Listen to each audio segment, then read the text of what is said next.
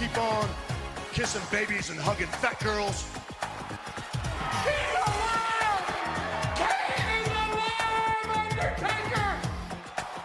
You are a sniveling little suck-up sellout full of suffering succotash, son. It's me, Austin! Oh, son of a bitch! What? It's me, Austin! It was me all along, Austin! And you t-shirts are too tight too, Billy! And you book a match with me against Ryan Keelan? Look at me! I'm a total package! I will rip him apart! I'm pissed now! Where to, Stephanie? WrestleRoasts on ad-free shows and ATC. Welcome everybody to WrestleRoasts, specifically the roast of the Bella Twins and our all-out review. The wrestling world was shooken this past week with the arrival of Bryan Danielson, with the arrival of Adam Cole, with the arrival of Ruby Soho, with the hints that Kevin Owens and Bray Wyatt may be on the way. This is was a huge week for wrestling. A lot to talk about. This is big for guys shaped like Bray Wyatt and Kevin Owens. Big for my three co-hosts. or human cardboard cutouts like Adam Cole. Yes, Scott, how you doing, man? Like Mike's never fucked a cardboard cutout. He actually takes his he takes his action figures and he makes a pussy with the action figures. Like, but then I go, yeah. It's story time for Mike. Guys, that's just a preview of the high stakes back and forth we're going to see from MC Lawrence and Sergeant Slaughterhouse later in the show. Robert Karpeles, you're on kid duty right now. What's going on? Not his kids. He just has random kids in his house. There's just random small children in my house, which seems safe. Whoa, it's like an AEW locker room. That was exactly the joke I was building to. I was going to make a Marco Stunt joke, and you fucking trampled all over it. And it's the only reason I would have been happy that Marco Stunt exists. Even that wouldn't have been enough. Happy, healthy New Year to all of our Jewish fans and all of our non-Jewish fans. Hope you enjoyed the free day off, jerks. Dude, how fun though was Marco Stunt going after Brandon Cutler, the selling of Brandon Cutler. That guy's like becoming my new favorite wrestler. I'm not being ironic. He's maybe the best jobber of all time. Maybe better than Briscoe and Patterson when they were the job squad for Vince. I don't know. They're up there. So hold on. I start talking about Rosh Hashanah and you fucking bury Barry Horowitz 3 seconds later. You anti-Semitic prick. Well, it is a wrestling podcast. All right, it's time for the bright side of the Bella Twins. Two of us are Jewish, so you are welcome here, Jewish friends.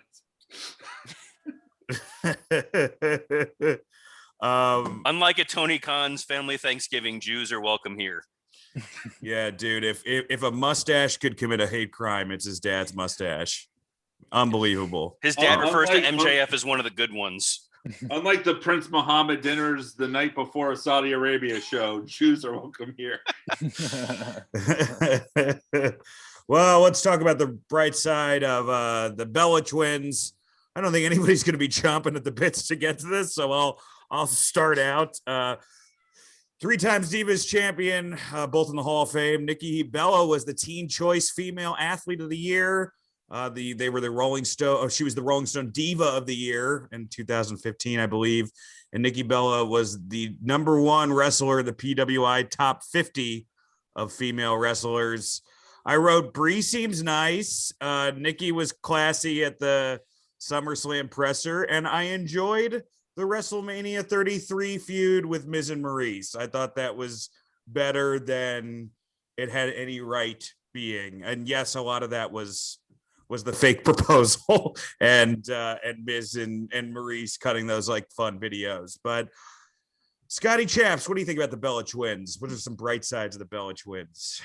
I think in terms of doing a thing that Vince always wanted, they've knocked it out of the park more than almost anybody, right? They made people not into wrestling at least know about wrestling. I don't necessarily know if more people tuned into Raw or SmackDown because of Total Divas, but I know people tuned into Total Divas. My sisters loved the shit. There's a few other women that I know that loved it. and knew about wrestling because of them. And I think that matters. And so they're cool with me in that sense. I never was excited when they came to the ring or anything, you know, they weren't very good in the ring. But they did that. Total Divas and then Total Bellas is actually a big deal, and I'm willing to recognize it. That's about it. They also, I mean, I'll say this too. They put over Asuka when they came back. They pulled over Ronda. Like they always. But what does that mean? Like put over? Like they were told they had to lose to her? It's not like they like got the best out of them. You know, it's like Dude, they got Bella Pool, man. They decide. They just decide who they lose. Yeah. They were the Hogans. Yeah, like 2015. It's just, you know, they lost when they lost. I mean, that's an unfortunate thing about that time. Actually, is it is like the prequel to the Revolution. It's like, you know, Charlotte beat Nikki, right? And then it became the women's title. But the lead-in isn't really there. I mean, you could put it there, but it's really just a complete change in a thing. It's not like Nikki had anything to do with, oh, now we're wrestling better. No, you to do the, I mean, I agree. I mean, the precursor to the women's revolution in WWE was the knockouts in TNA, I think, you know, is Gail Kim and Awesome Kong and all those, and ODB. Mike. But you know what? I will say this though, with them not being love interests, because everyone knew they were dating Cena and Bryan, you did get storylines that weren't, oh, they're love interests. That's something. Maybe that led to women actually being able to fight for a legit reason that doesn't involve a guy, you know, because they had feuds with each other that didn't involve dudes, and that's rare. I don't know. Mike? All right, this is my Lawrence Taylor. I've watched the first 6-7 seasons of Total Divas. It is one of the things I could talk to my mom about. Everything she knows about wrestling is. Geez, this bright side is the most depressing bright side I think we've done so far. Keep going. Like I can talk to my mom about this one. I love that I get to have phone calls with my mom. Makes this the most depressing bright side. No, man. I mean, here's the thing. I wrote on the Soup. I'm a reality show junkie. I watch a lot of this shit. One of the reasons I can't get into Housewives, I've never been able to get into Housewives. The reason I've been able to get into Total Diva. Well, ladies and gentlemen, I can't believe this is real, but we not only got a handicapper, but we got the best ever. So I got to ask, how are you so good at handicapping these games? I mean, 4-0, that's quite a streak already. Well, let's talk about every pick I've given this year in the NFL as an example. 23-8. Every pick I've given this year. 4 weeks in the bag, 23-8. There's nobody in the country that can match what I do, but I always make sure, because anybody, Conrad, could make up anything. They could tell you and blow smoke and tell you, oh, I'm the greatest.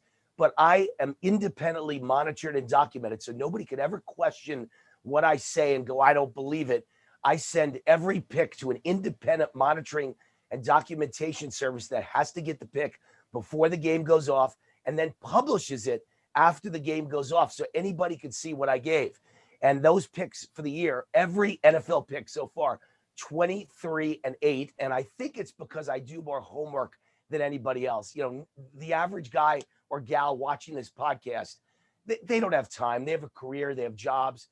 They might read the newspaper or go online and see something, but they don't have time 80 hours a week to study the games. That's what I do. And I have a crew of guys behind me, my consultants, who every week we get together 3 times a week and they throw their ideas at me. I throw my ideas at them. And then I pick the final 5 plays on Saturday and Sunday in college and pro football. So, I mean, I've got a great team behind me too, but we're all doing together hundreds of hours of homework. So you don't have to. It's all at VegasWinners.com. I don't know about you guys, but I'm going to VegasWinners.com right now. Let's win some money. I mean, yeah, there's the wrestling, but I think for women who aren't even wrestling fans that like the show, you know, my mom said this, other women have said this, they're all women with jobs. Like every woman on the show, there's no just housewives. There's no, you know, like people just living off laurels or whatever. It's like them going from town to town with their work. And, you know, it's also, I will always respect anyone that out carnies the carnies, and the Bellas out carnied the carnies, you know, where they were able, I mean, how fucking impressive is it if you really think about it, that they use fucking wrestling to create like a female lifestyle brand and media empire? Like that's pretty fucking, like they use the same place that, you know, fucking Fandango is from to create their own version of Goop. Like that's insane. I think that's actually what Fandango's name is on the indie circuit now. Goop, so check 'em out. But no, I mean, you know, these are very fucking motivated, talented, driven women, and you see them in their shows. And I will say, to add on to what you're saying, Mike, like my wife's a reality show junkie, so I've watched more reality shows in the past couple of years than I ever have. And like, you'd think if it was like a wrestling, which is, you know, maybe this is also detracting, because I like the Real Housewives because they're just a bunch of animals kind of yelling at each other and shit. Like that's, to me, that's what I enjoy about reality TV. And like, these girls are pretty classy, man. Like I was going through like the biggest fights of the Bellas on YouTube and stuff, and it's all like not that scathing, you know. It's never like, you know, they come across as like humans and not just reality animals. The first ever episode of Total Divas is set at WrestleMania 29, and the main story of it is that they find out that their match gets cut because I think Punk and Taker went too long or something. But they're backstage and they're in their gear and they're waiting to go on. And I mean, here's the thing, like what is really fascinating about the show is that you get to see some of those behind the scenes people. Mark Carrano has no personality, but he's there all the time. Vince is never on the show. Stephanie's been on once or twice, but like the seamstresses, like a lot of the production people, like when, you know, Robert talks about like the factory of WWE, the machine of it, you see it in that show. Like, and a lot of the storylines are based on the wrestling stuff.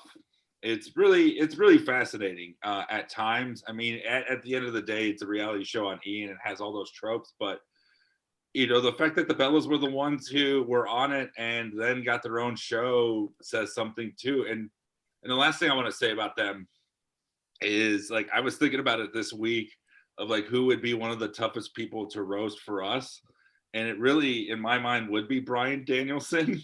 And then I'm like, oh, this is the person that he loves, and that they share their life together, and that there is something like that they have. And I think that, you know, like he's probably made her a better person, but she's made him a better person too. And that they've been together for like 9-10 years now. They have kids, and like when you watch like the AEW media scrum, he constantly talks about her and how much he loves her. And I feel like, so it's got to be difficult to date Daniel Bryan, to like, oh, we can't go to this grocery store. We can't, you know, yeah. It can't be like the easiest fucking marriage in the world. I mean, don't get me wrong. It's better than like Jake Roberts or something, but like, you know, it's its own set of problems. I mean, you know, it's like the Bella Twins are the anti-Sables because we get to see them in public.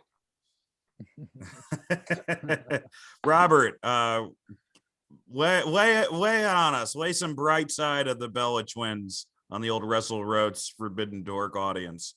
JBL was I'm sorry, I'm trying to think of other difficult bright sides. Now, you know what? The Bella Twins were the perfect model at the time that they came in. They were initially part of that Diva Search wave.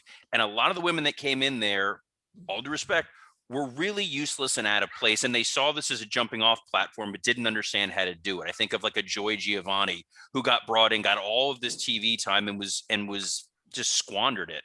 The Bella Twins took the temperature of the room. They knew how to play themselves as divas. They knew how to evolve when necessary. And contrary to popular belief, towards the end of their careers, they got better in the ring when they needed to. They were at least trying to be more impressive. Brie was trying to wrestle a Daniel Bryan style a little bit.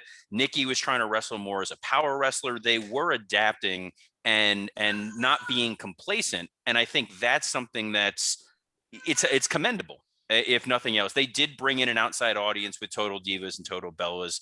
My wife knew who they were from that. A lot of people knew who they were. That's the prototypical champion that Vince wants, and that's why the Bellas were great. Well, I think we said it all about the old Bella twins. I think it's time to roast them. By the Mike. way, this bright side was still a lot longer than the JBL one. Well- And the research for this episode, a lot more fun. Well, because if you Google Bella twins and racist, nothing really comes up. So it's a little bit easier than JBL. Yeah. All right, Mike, lay it on us. Who should the order? What should the order be for the roast of the Bella twins? All right, let's start with you, Dan. Whoa, it's me. Roast of the Bella twins. Brie Bella and Daniel Bryan, or Beauty and the Burt's Beast. Listing the Bella's accomplishments is like reading Major League Baseball stats when there was still a Negro League. The Bella's tag run was so forgettable, it's being studied by Chris Nowinski. Reality shows, game shows, guest starring on Psych. They're the Renaissance women of things Becky Lynch turned down. They debuted in 2008 and are now considered ring veterans. The only thing green about them is the card Nikki promised Artem. I heard from a psychic that twin magic is the ability to fill each other's botches from thousands of miles away. Regis fucked up a hurricanrana. I guess that makes Meltzer, Scatman Crothers, and that act out. Their wrestling style is Terry Schiavo's husband trying to make her come one last time. Nikki Bella dresses like Bugs Bunny's romantic interest in Space Jam. Imagine having John Laurinaitis as your stepdad. I'm not trying to take your dad's place. I'm just trying to fill the hole he left with your mom's money.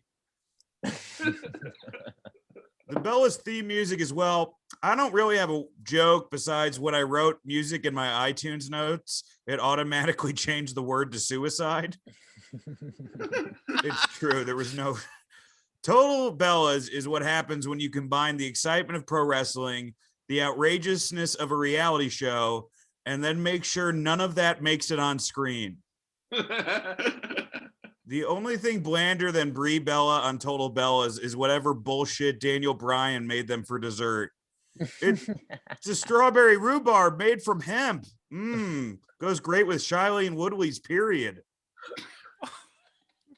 Nikki went out with John Cena because his theme song reminds her of her dad. Nikki's historic title reign is a testament to both hard work and how much WWE can spite someone for being married to CM Punk. And finally, Nikki's finishing move is the rack attack, which sounds like boob job complications or the final level in a Benoit video game. Roast of the Bella twins. All right, Robert.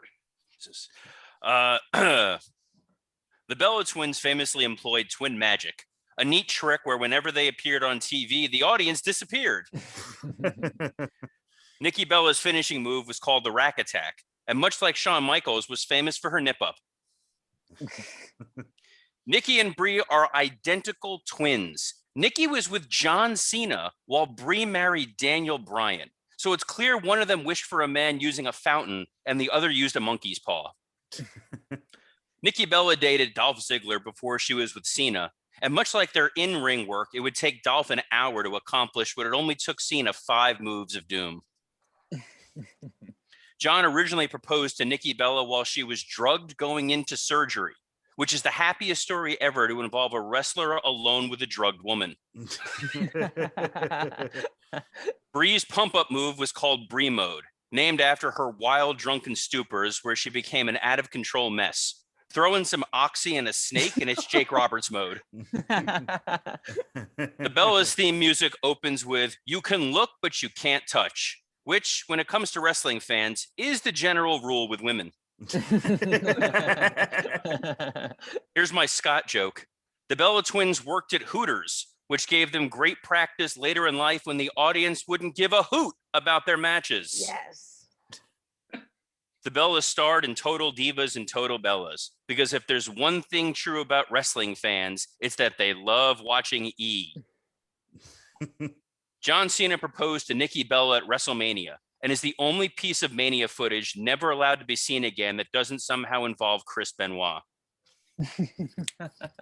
The Bellas take credit for Give Divas a Chance the way COVID takes credit for getting people to wash their hands.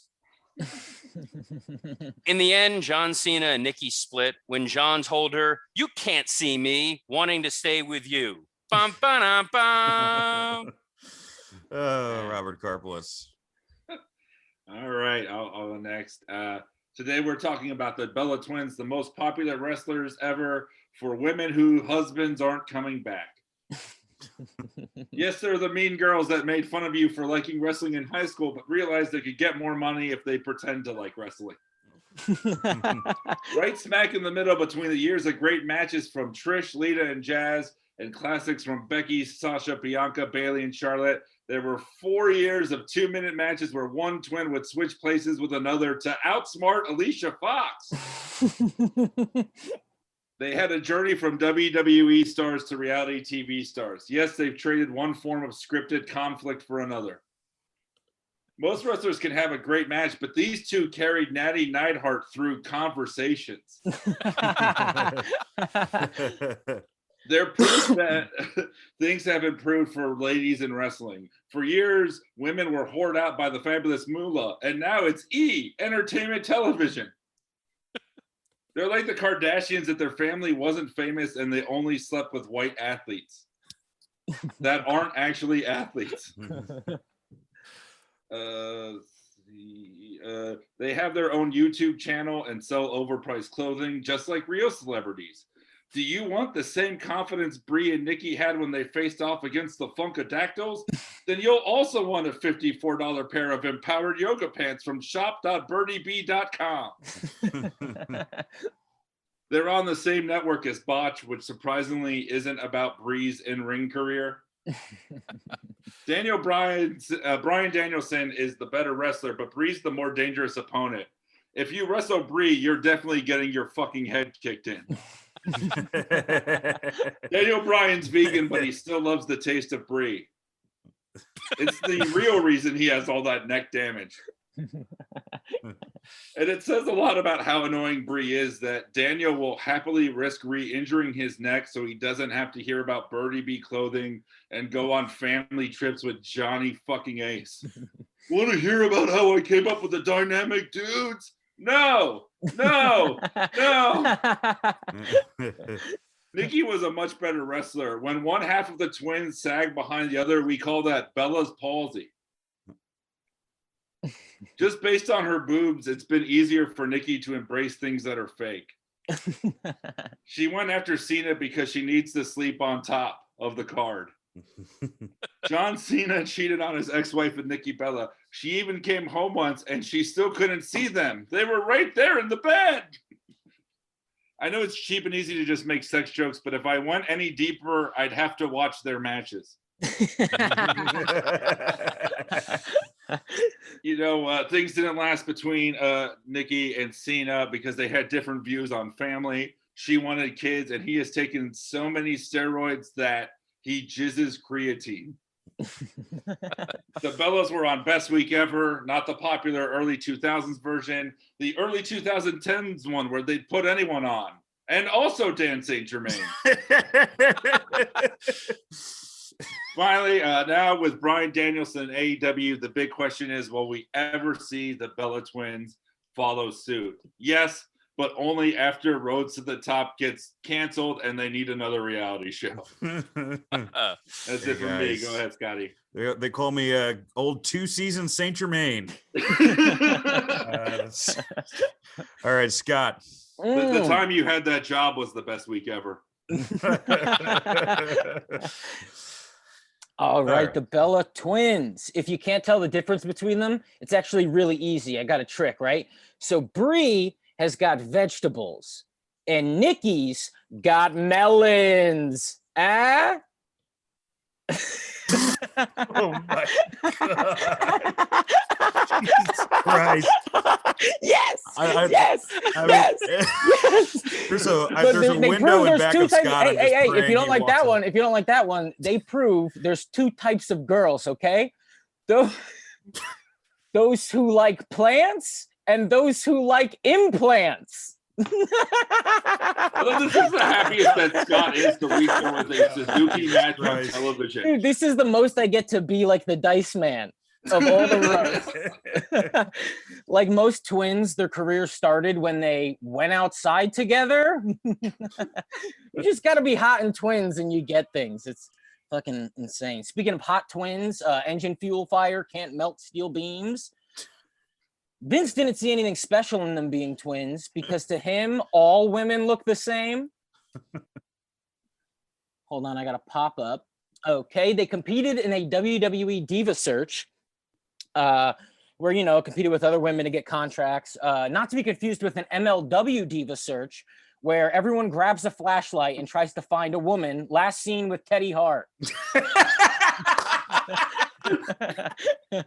God damn, man. A bunch of stickers in the row, but then the ace of the spades. Holy shit. Their middle school soccer coach was the first person to let them know how athletic they were. Breaking news, their middle school soccer coach is a liar. They're not athletic. Cena and Bryan acted in their relationship the same way they did in WWE. Bryan always said yes to Brie, and Cena always said, "You can't see me," to Nikki. Amazing to think that they didn't grow up watching wrestling, and now they've inspired millions of children to also not watch wrestling. They were Hooters girls, or as I like to call it, 2004 Performance Center. Brie mode? You mean fast forward? Being in love with Nikki is the only time I've enjoyed John Cena's acting. all the hours he donated to charity, he didn't have time to make Nikki's wish. You see the Bella Army, I see child soldiers.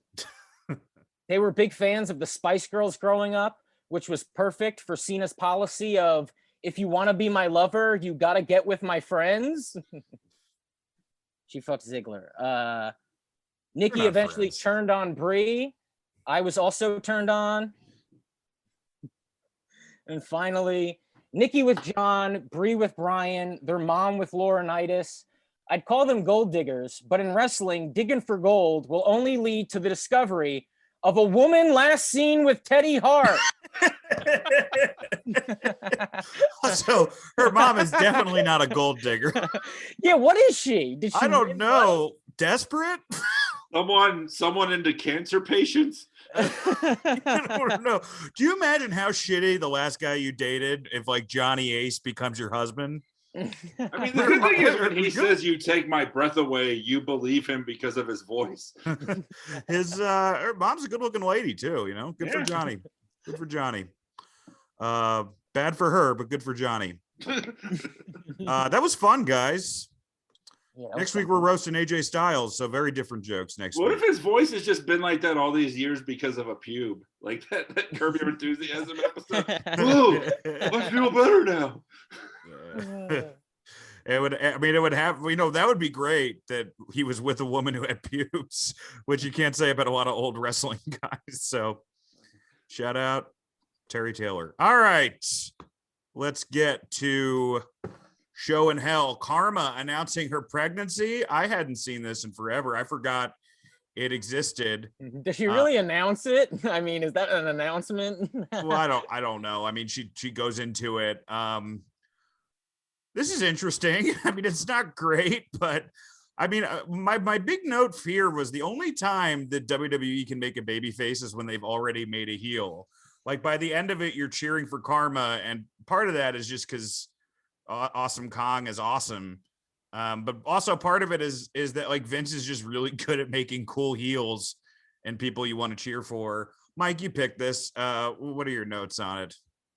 Yeah, I mean, the Bellas, wrestled in a very unfortunate time in WWE for multiple reasons. Like, we all talk about the summer of Punk, which was 3 weeks in the middle of like 5 awful fucking years. Yeah, it was a summer of Punk in the middle of 2 years of Sheamus.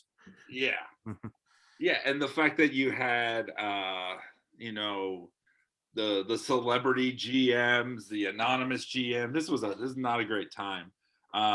But this, Karma. So the whole thing, and I think the clip I sent, I'll tweet it out to everybody, is tweet it out tonight, like, so they can have this tomorrow.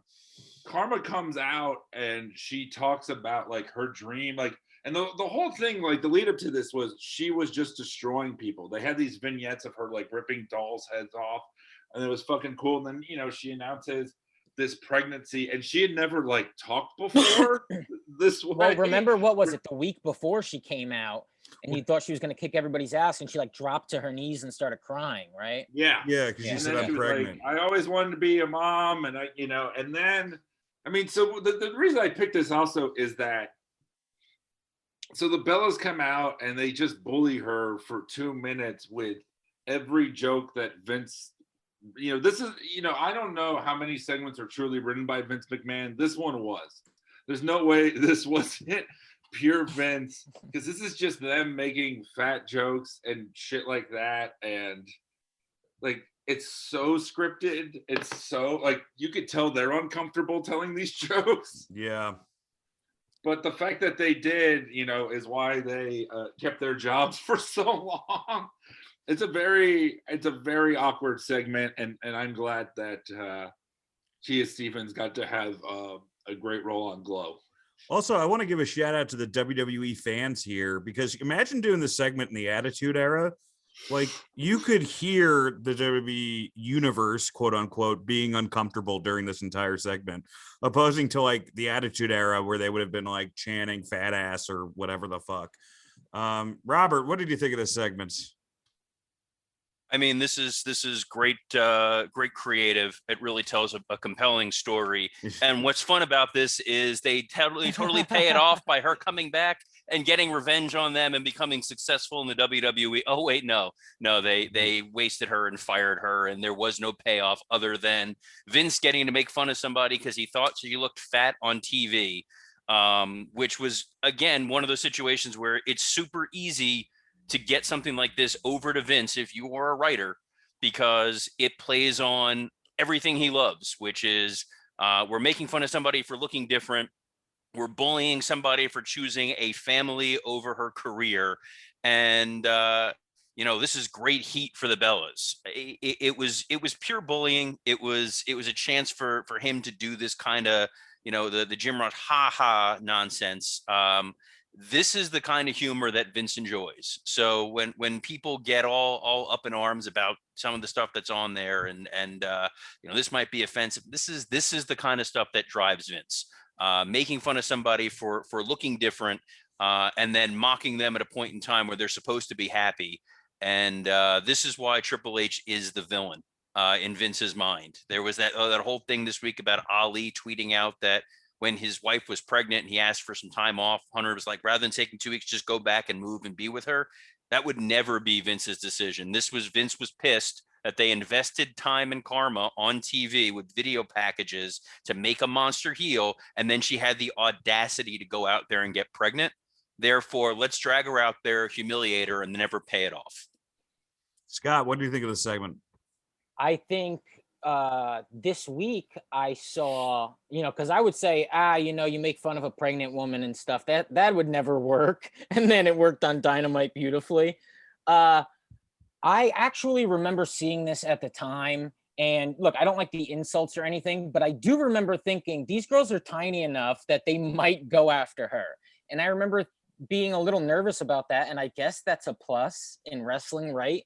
To actually think something might happen. I don't know. I thought something was going to happen when I watched it. So, yeah, I actually, I'll agree with you on that. Like, I'm actually fine with the heat, but it's like Robert said, there was no payoff. And I think in the conversation of like people that Vince bungled, Awesome Kong is should be at the top of that list, right? I mean, no, she always gets skipped over, but I mean, how much money I think Karma could have made them a lot of money. And I mean, I don't know if that was also, the injuries kind of plagued her later in her career. It obviously did at AEW. But I think that she should get included. Oh, she was definitely someone funny, they left money on the table for. Yeah, it's funny. You wanna like talk to Vince now and be like, 10 years ago you had a Nia Jax that could work, but I didn't have a Reggie. All right, folks. Next week we're doing AJ Styles. Then, as far as roasts coming up, we've got the Honky Tonk Man, the greatest Intercontinental Champion of all time. Gangrel, Darby Allin, Abdullah the Butcher, which I believe our friend Zach and Miko will be on with us, Alexa Bliss, and the Big Red Machine, Kane, for our Halloween episode. This week's Something to Sports Entertainment with. We're going to be covering Rampage and SmackDown, Mr. Karpeles and I. This week's Bright Side, we've got the bright sides of Bret Hart, all the ones we didn't get to. So bright sides of Bret Hart, Goldberg, the Hardy Boys, $1 Million Man, Big Show, Shane McMahon, and Baron Corbin. September 20th, we're going to be covering WrestleMania 2. September 27th, we're going to be reviewing Extreme Rules. October 4th, the roast of Alberto Del Rio. October 11th, Halloween Havoc 1993 and Wrestling's Darkest Crimes. October 18th, Raw. October 25th will probably be the WWE pay-per-view, whatever that will be. And November 1st, our next Patreon roast after Alberto Del Rio, so we've got Alberto Del Rio coming up first, will be the roast of Nick Gage. So a lot of fun stuff coming up on Patreon. We're already talking about November and December. It should be a blast closing out old 2021. But now let's talk about modern wrestling, and that, my friends, would be this past weekend. Some are saying one of the greatest pay-per-view of all time. All Out 2021. I won't say it was the greatest pay-per-view of all time. I actually think I may, as a wrestling show, like Double or Nothing a little more, but I really thought this show was great. And, it was definitely worth the $50. I enjoyed it. We're going to go match by match. First off, let's go into the pre-show. We had I think a 10-man tag match. It was Jungle Boy, Luchasaurus, and then Wheeler Utah, Orange Cassidy, and Chuck Taylor versus Big Money Matt Hardy, the Street Profits, the Blade, maybe not the Blade. It was two other guys. Who were the other two guys on this? I forget. Oh, so it was Private Party, not the Street Profits. They're on SmackDown. Oh, sorry. Zach, edit that. I think both like teams look like. All right. Like I said before, Harlem Heat 2000. And anyway, this was exactly what Dan away from Darius and Dante Martin, so he doesn't tell them how great they were in the New Day. Yeah. All right. Well, I'm wrong. There was a 10-man match. It was fine. It was exactly I think what a pre-show match should have been. A lot of action. The only thing that was kind of dumb about it was they had a promo from Dan Lambert, which I don't know how that got anybody to buy the pay-per-view, and thank God they didn't really pull it. I used to be a damn Lambert guy. I was like, let's see where this is going, but I think he's got go away heat now, man, especially this last week on Dynamite. I'm like, what are they doing with this fucking character? Fun fact, that Dan Lambert promo was supposed to be part of the main show, and they moved it to the pre-show later in the afternoon, because someone had clued me in saying there's going to be a Dan Lambert promo during the pay-per-view as the second segment, and somebody thought better of it and moved it to the prestigious pre-show. Yeah, someone was like, wait, but if we don't show this during the show, we might be able to be the best pay-per-view of all time. He's no Pete Rose. Is fucking terrible. No, he is. Let me finish. Can I finish, Scott? Yeah, all I said was no. Okay. It is true. That's all he said. Can I finish? Okay, if it's him and these MMA guys who are actually going to do something, I'm more okay with it. But like Scorpio Sky and Ethan Page could not be more miscast as actual men next to him, and it's also we'll talk about it later with Dynamite, but watching him and then putting an MJF promo right after that did Dan Lambert no fucking favors at all. All right. Yeah, I just want to correct myself by saying that it was Orange Cassidy, Wheeler, Utah, Chuck Taylor, the Jurassic Express versus Matt Hardy, TH2, and Crime Time. Scott, what did you think about this pre-show?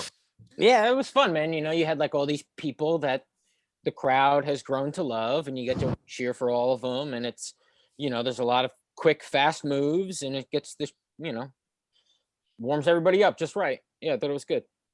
All right. Let's get to the actual card. Our opening match. That was very good for the TNT Championship. Miro versus Eddie Kingston. Obviously setting up for a rematch, hopefully at Arthur Ashe Stadium, hopefully the event that me and Scotty will be going to. We're still looking at places we could all maybe hang out and say hi to everybody beforehand. There's not a lot around Arthur Ashe Stadium, surprise, surprise. But I thought this match was really good. Besides Jim Ross, the entire story of this match was Eddie Kingston saying that your neck is the soft spot, Miro. Your neck is what I'm going to target. And JR, apropos of nothing, just goes, I think his chest is his soft spot. And I'm like, come on, man, just fucking read the bare minimum of notes before the pay-per-view. You have to understand, though, Jim Ross's chest is his neck. Scott, what did you think of this match? Yeah, I loved it. I loved everything about it. The first time that the ref got booed, and it was completely intentional. You were supposed to be booing him. I thought it looked perfect. I just loved it. I mean, redeemed these nuts, and then he low blows him. It was hard hitting. The crowd was going absolute ape shit. It felt like a big pay-per-view match, and it was the perfect way to kick off the show. Robert. Yeah, I enjoyed the hell out of the match. I love the Miro presentation. Him and Eddie worked well together as just two brutes that were just beating the hell out of one another. They didn't care about making it look really pretty. It fit in nicely. The Rampage before did a lot of the heavy lifting of trying to get people excited for this feud. It goes back to, I wish they gave these guys more time. If there was any sort of criticism of it whatsoever, is that this is sort of their Mania style. They only get 1 or 4 pay-per-views a year. It kind of sucked that it's like, all right, it's a low blow and we're building to something else, versus it would have been cool to see some kind of a payoff here going forward. But again, super minor critique. I enjoyed the hell out of it, and I look forward to seeing him go again. Mikey L.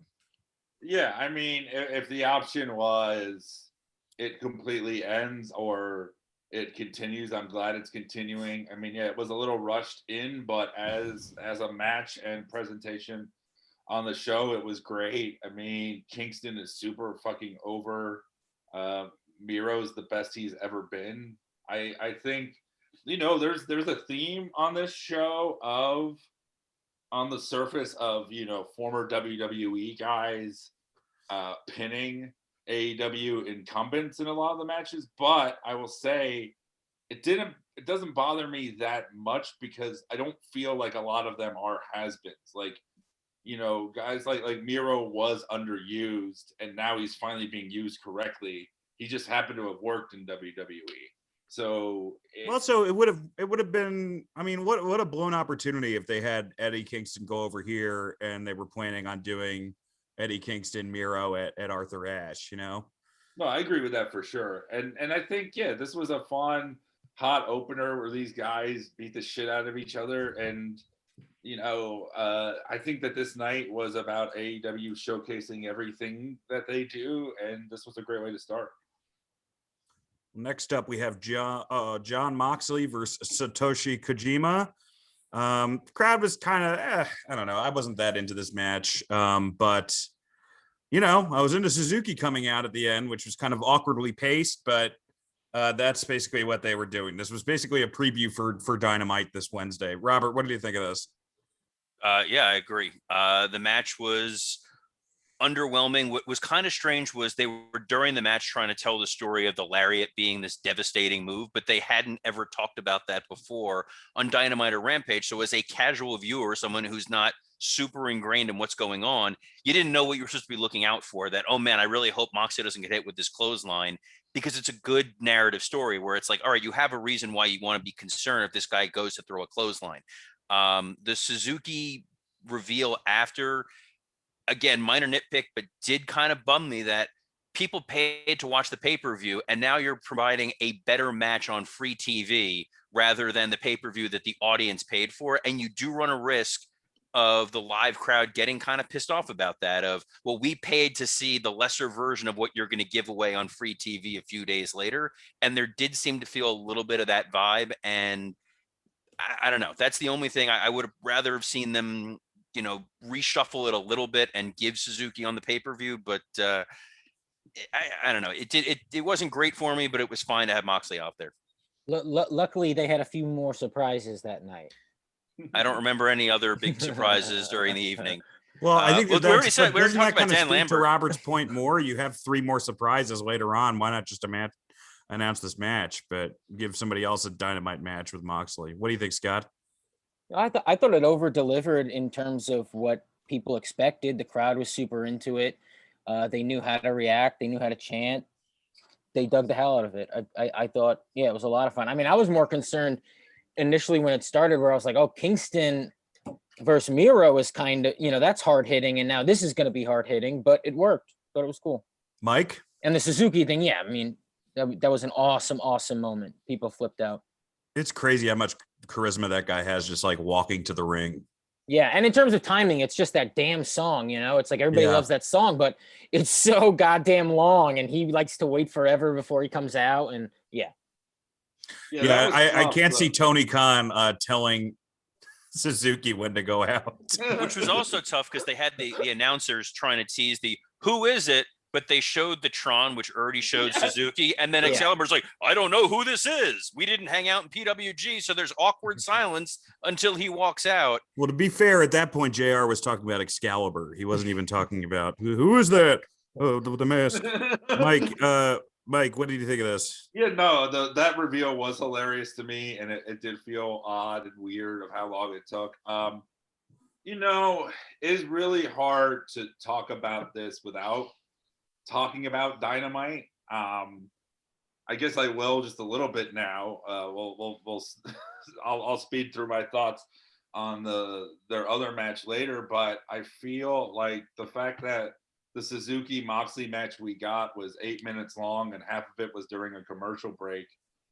It was picture in picture, so you could still enjoy the State Farm commercial. Restaurant call, yeah. Parker cut a promo during this. We got the Parker promo again. Yeah, I think it was a 7-minute match with a commercial. I think it ended up being like 3.5 minutes on TV. Exactly. On Dynamite, so yeah. I feel like, and a minute of it was Suzuki trying not to fall over from clotheslines. And to be honest, like, it's hard to, I don't know. Maybe he does like, can we talk about this for a second? I love Suzuki, but he acts like he's in an earthquake in a middle school play when that happens.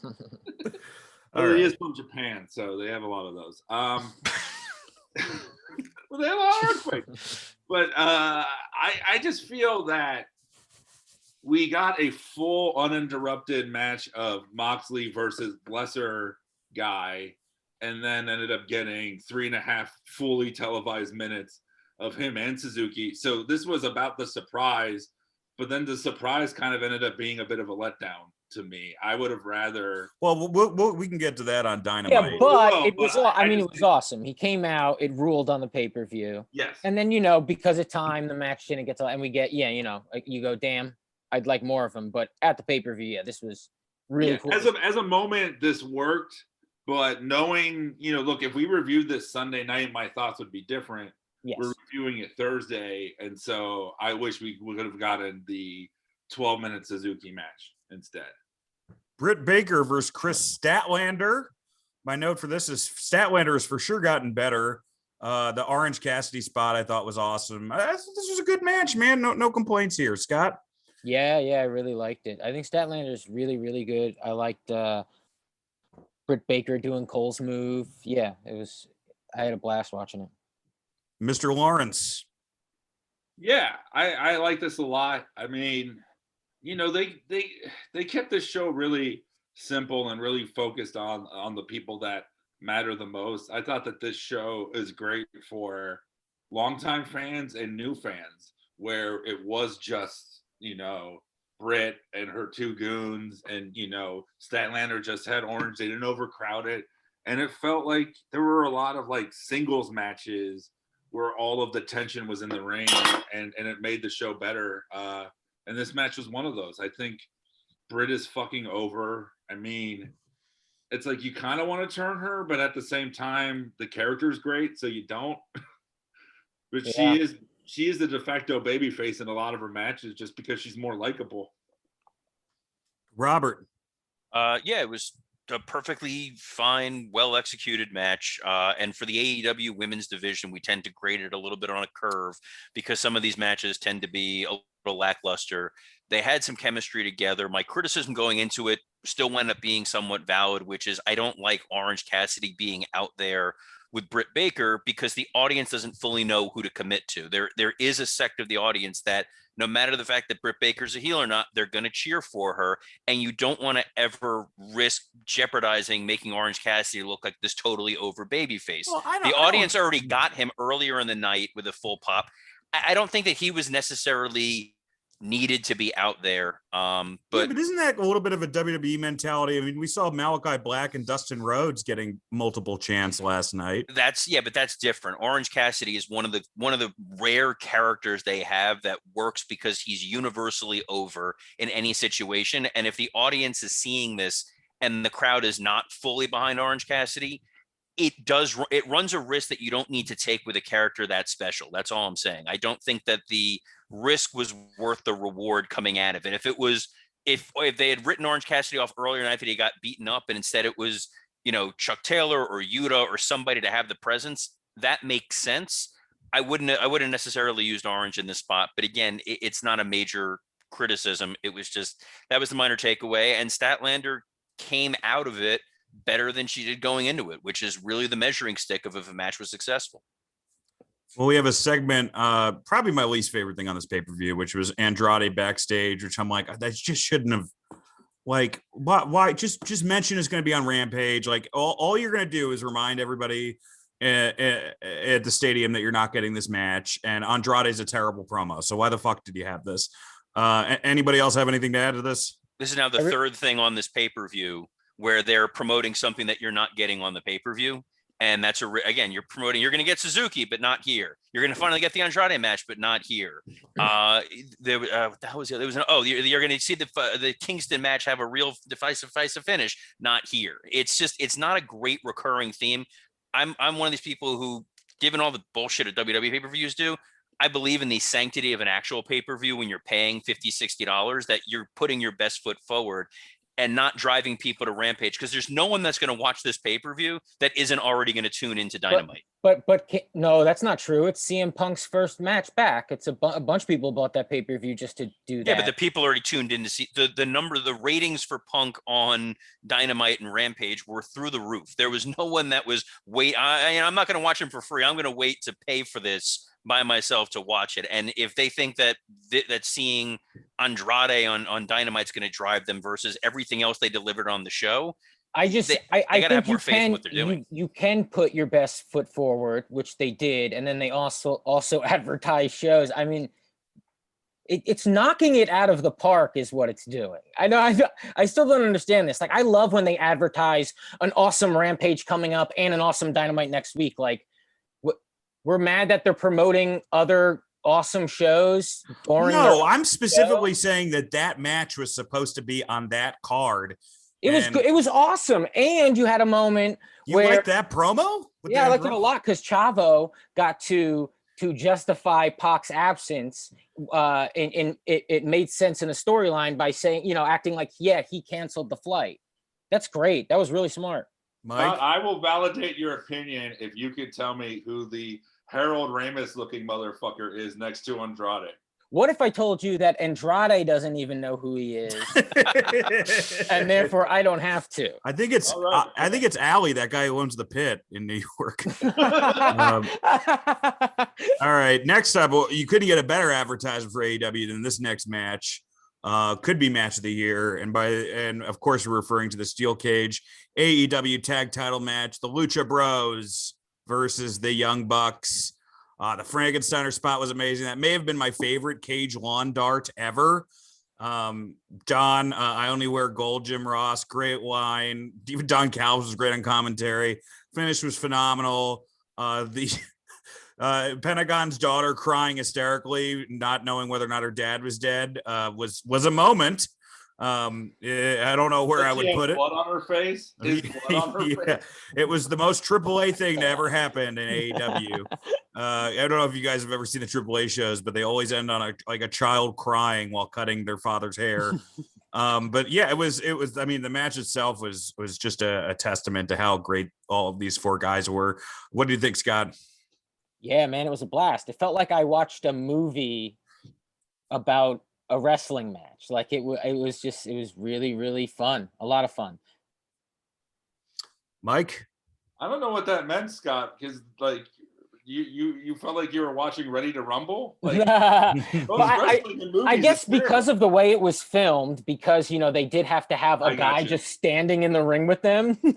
Like there's a dude standing in the ring the whole time. This is my favorite match since Randy the Ram versus the Ayatollah. Yeah, and the acting in it, these moments of pulling out a shoe and talking to this camera that, again, the camera guy is just present with you. It might as well have been Brandon Cutler. And you have these emotional moments of Penta jumping in front of him. It felt like a big old dumb fun movie. I liked it a lot. Yeah, so my thoughts on this, one thing is that I think it really helped that there was nothing else like this on the card, that flips and the level of violence was minimal, because it made this feel more special and unique. And this was fucking unbelievable. The fact that these guys have wrestled this much, but this felt like a pay-per-view, like the thing Robert's looking for, like a real blow off. I loved my favorite part of the commentary was when Callis didn't say anything at the end. I thought that was such a great moment and so revealing of character. And thank God we didn't see Penta's daughter until after the match, because if they had shown her during it, it would have been a lot harder to watch. But I can always enjoy the match because I didn't see that. But yeah, when the 5-year-old with blood on her face is something I will remember for a long, haunting time. Next up, we have the casino. Robert. I'm sorry, Robert.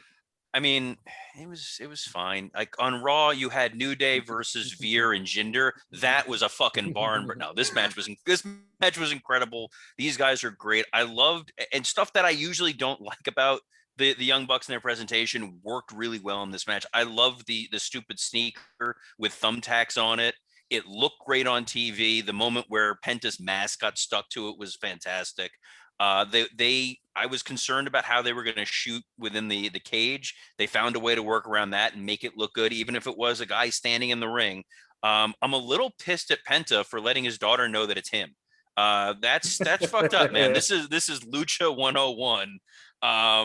That's unforgivable. Otherwise, for a match that I didn't like the booking going into it, I didn't like the idea that Lucha Bros were going to win, because the narrative is they're on a downward spiral. Therefore, Andrade is going to try to save them. Given all that, these guys fucking knocked it out of the park. It was great. And then another thing is there was a guy all night, and this may be my autism, but he was so distracting to me, who had the mask that looked like a beard. But the way that he wore it, he just looked like his face was fucked up. Yeah. And I noticed him through the whole show. He's one of the PWT Pro Wrestling Tees guys. Oh, okay. Well, it was very distracting. But it's not distracting to me if you give me free shit. Yeah. But this match, I was able to not notice that because there was a cage. And so that really helped my enjoyment of it. I fixate on dumb shit that's in my mind, I thought the guy's face was half burnt. Anything that Yeah. blocks out the fans is going to be popular with Vince, so I'm sure he would have liked it too.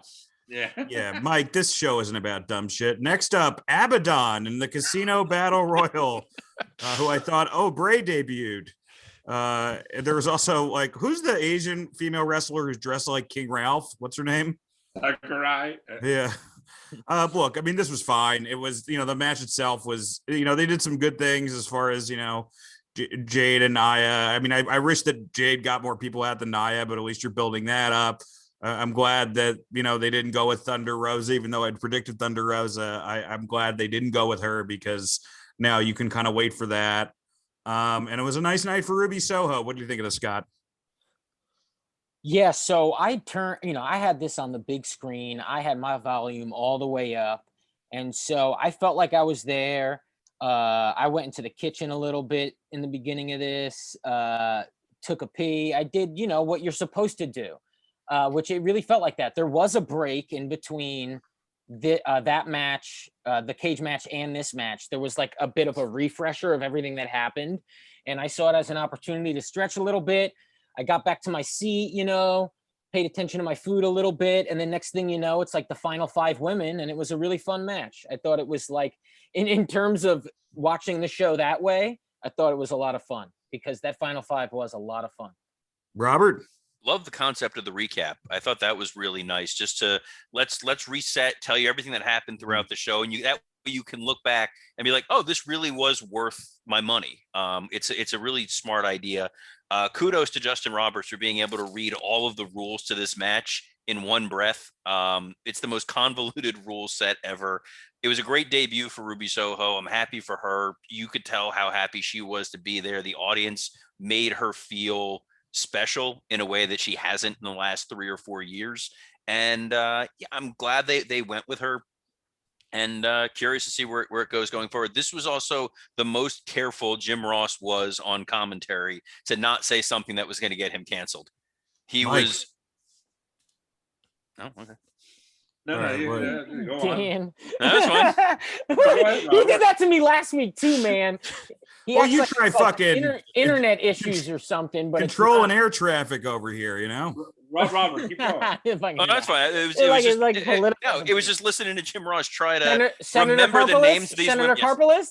Trying to remember the names of the women while also not saying anything that was going to get him in serious trouble when he's complimenting their physiques or how they look or anything like that.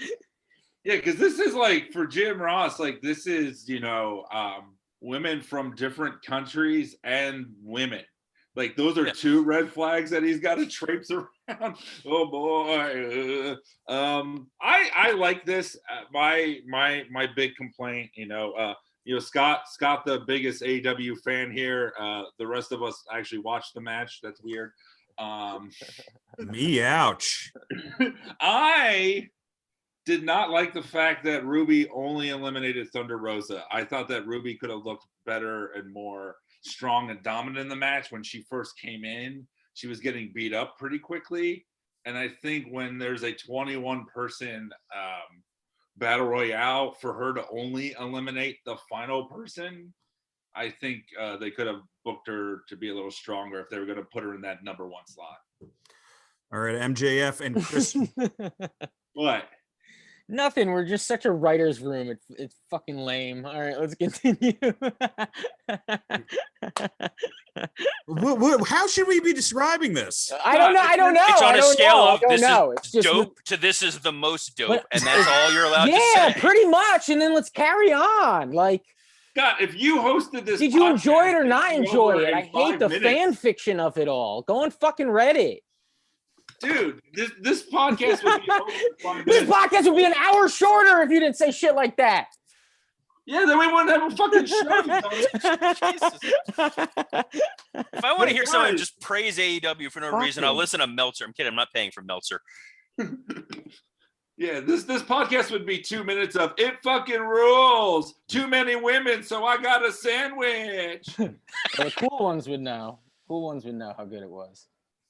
All right. Well, Scott, tell us why we should have enjoyed MJF and Jericho.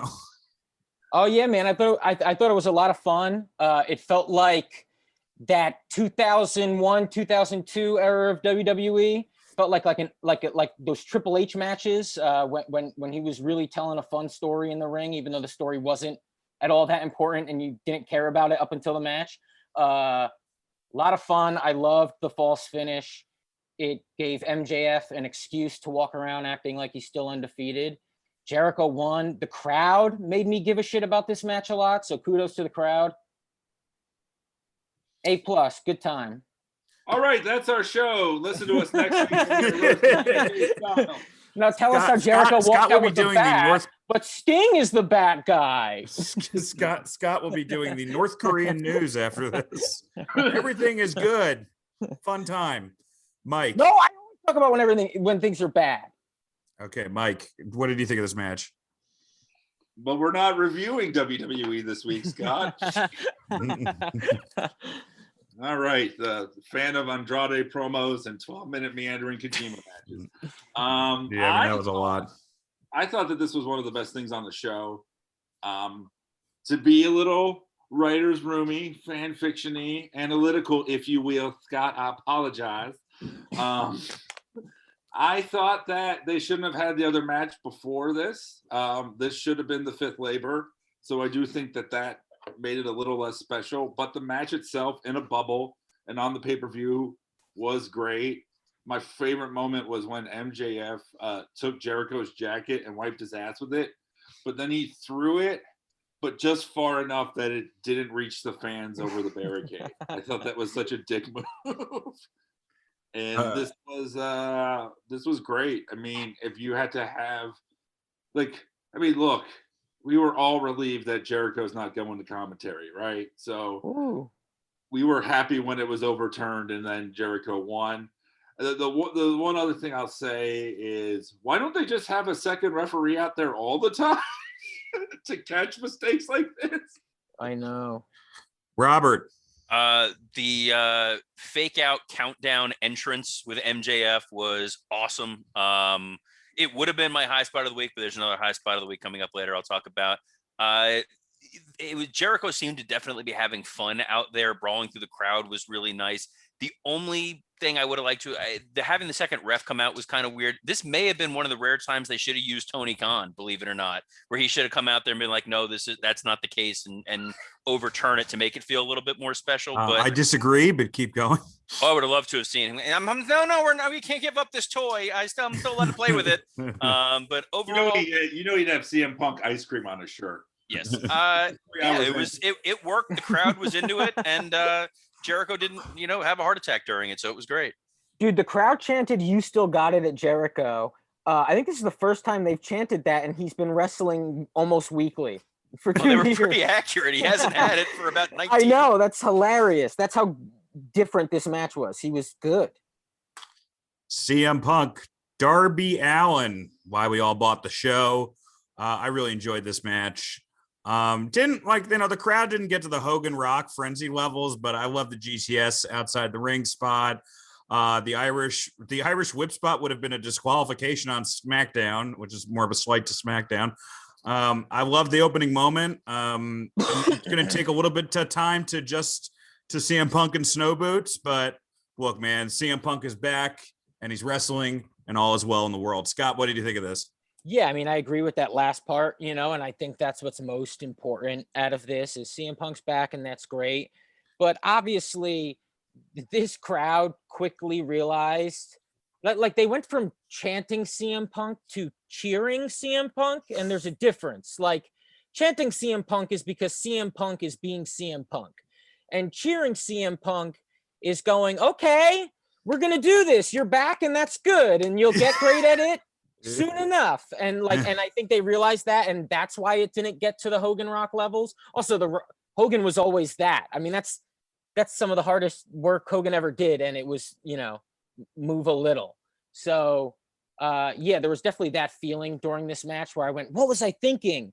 That I thought Punk was going to, it was just Darby kind of wrestling himself to the point where he was like moving around Punk's body, and then Punk would do a thing, so. Yeah, I liked it a lot. But facially, he told a good story, I thought. Yeah. Oh, yeah. There was really awesome, story moments. I mean, the sitting up, and and laughing when Darby went for the coffin drop. You know, that was good shit. But yeah, you know, obviously a lot of headlocks until he figured out, okay, what's the next series of moves we have to do? Just Mike? Yeah, this match was longer than his entire MMA career, and one of those fights went to a decision. So, I mean, this was really fun. Dude, if he feels like he's got to wear tights, then I'm glad he's wearing tights. You know, like I know there were people like online. To me, it was a weird thing to complain about. I just miss him in the trunks. Like, no, he knows himself. So I will believe him is all I'll say on that. And this was, the only thing, sorry, Scott, the only complaint I have was I was missing a little more of what makes Darby special in terms of like a big. Yeah, I don't mind. Did you hear me just complain about the match? I just complained about it, right? I do this about everything. And then you guys go, you love it too much. And I go, I think I complained about 5 things. No, we're allowed to complain about the things you complain about. We're not allowed to complain you didn't about find anything else. an issue with everything. You're supposed to find an issue with every single moment, or you love it too much. Scott, you do love this too much, and I just shit on a CM Punk match. Scott, I've just known shit you on a CM Punk match. 11 years, and the fact that a wrestling company makes you the happiest when there are great people in your life is concerning. Who? What are you talking about? Definitely not these hosts. Yeah, what? I'm the first person to tell you guys you're too negative.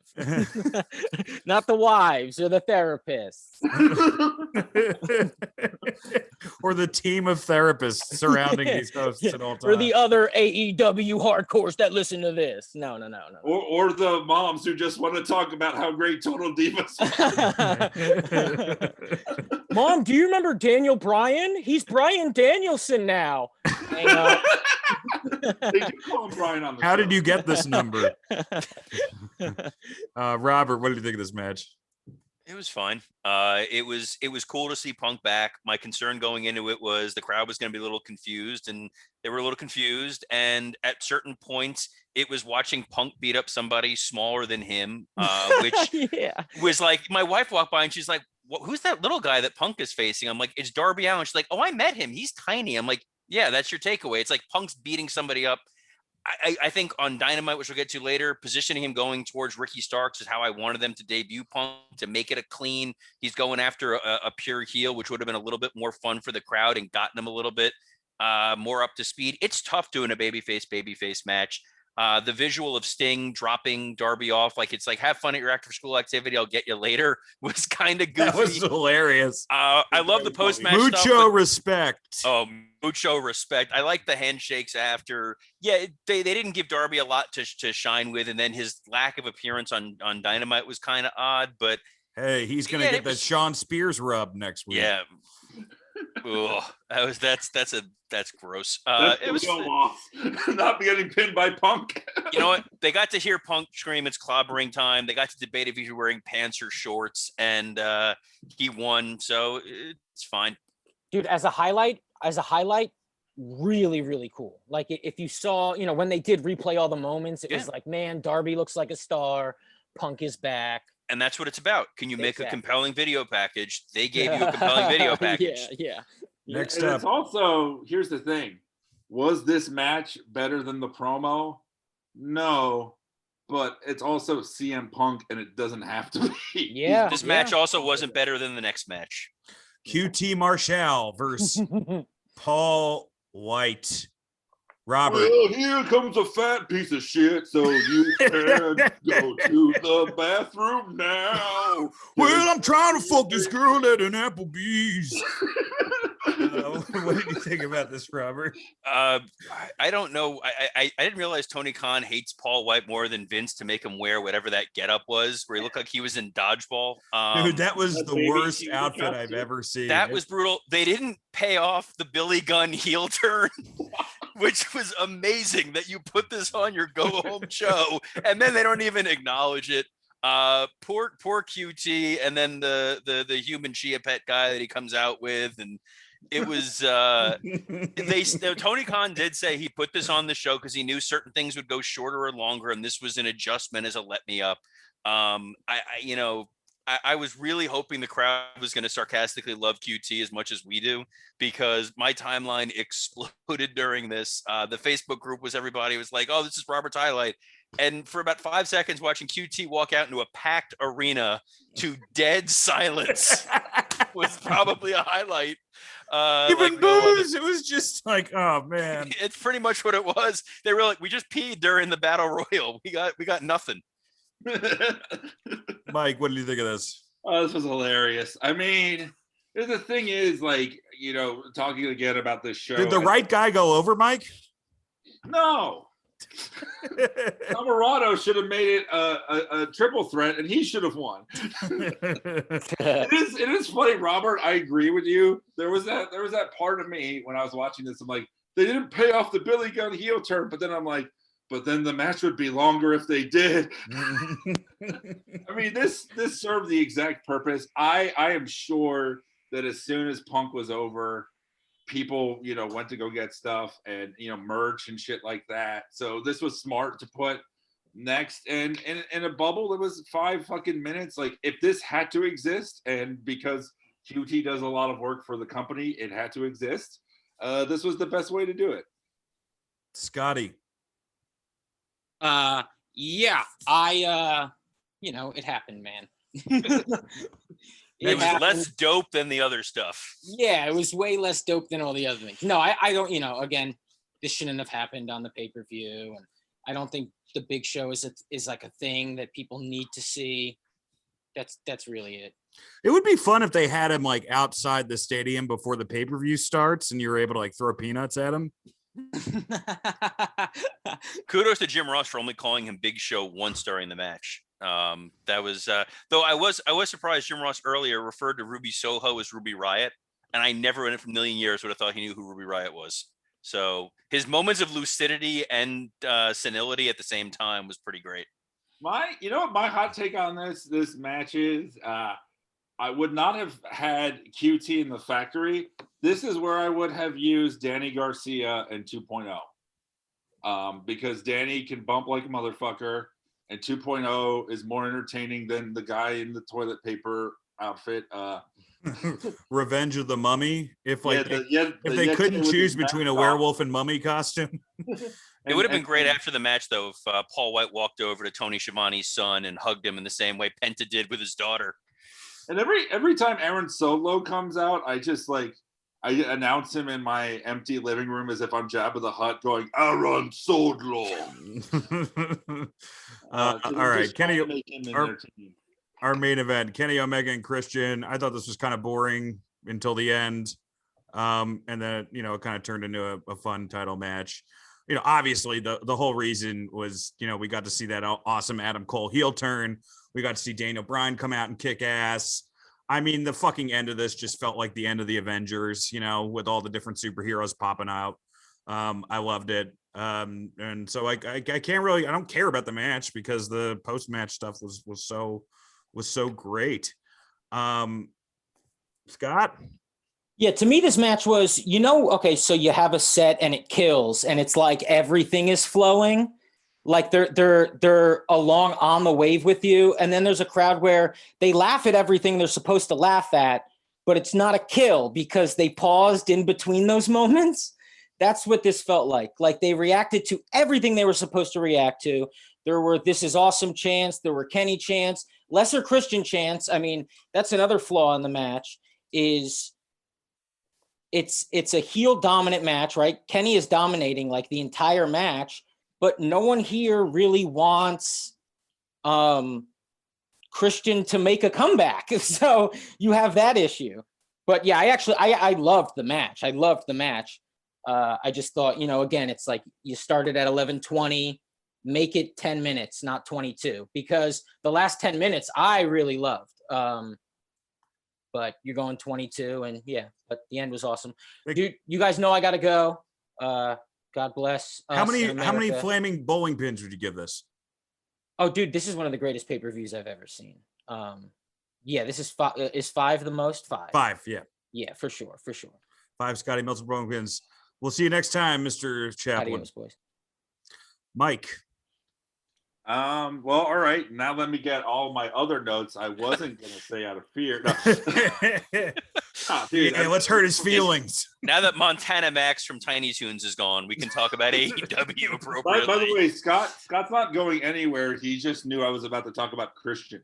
No, Scott remembered Kenny Omega with black hair, finished, and was like, I gotta go. No, I mean, yeah, we all know why this went last, and for that reason, it made sense. The match itself, yeah, it was fine. Like, the crowd got into it. I think, Dan, like, you texted us on Sunday, and because I did watch the match like a day later. Jim Ross being amazed that everyone was still there was one of the funniest things. Thanks for sticking around, folks. Yep. Yeah, I mean, it's a Christian match, so blah. And then Human Shrimp Man Adam Cole came out, and then this come on. Oh, hold on. Save your hatred a minute. I got to first bury this match. I'm sad Scott's not here, so I could point out I was 100% right about the Rampage decision to give that Christian match, because you already saw the best of Christian versus Kenny Omega. You had the release. There was everything that you needed from a free TV match. The crowd did not want to see this match. They did not want to see Christian. They were silent for most of it. They started picking up at the end when they realized this thing's almost over. This was sitting through a shitty meal to get to dessert. I praised the Chicago crowd online for having the decency to not just chant Bryan Danielson the entire match. Like, they played along knowing you're going to get ice cream at the end. But this was a slog. I felt terrible for Christian and Kenny. They were trying. There was a point where there was a table spot where one guy chanted "Holy shit," but you only heard the one guy go "Holy shit," and then silence. He's like, "All right, I'm backing off." That was actually Don Callis. His name is Excalibur, Robert. Yeah. Yes. No, I wouldn't have said "Holy shit." I would have pointed out that we saw the same move in Pasadena at a PWG show. Enter the fuck off gate. Yeah, this was shouldn't have been the main event, except for you knew why it was going to be the main event.